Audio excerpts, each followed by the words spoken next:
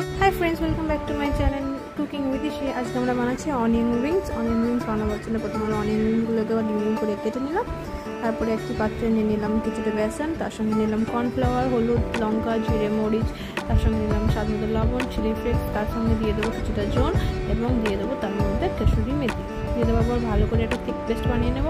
অল্প অল্প করে জল অ্যাড করে একটা ভালো থিক ব্যাটার বানিয়ে নেব।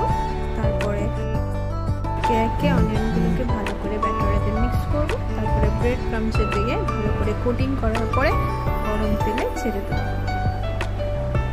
একে একে ছেড়ে দেওয়ার পরে ভালো করে 1-2 মিনিট ভেজে নিলেই হয়ে যাবে আমাদের ক্রিসপি অনিয়ন রিংস।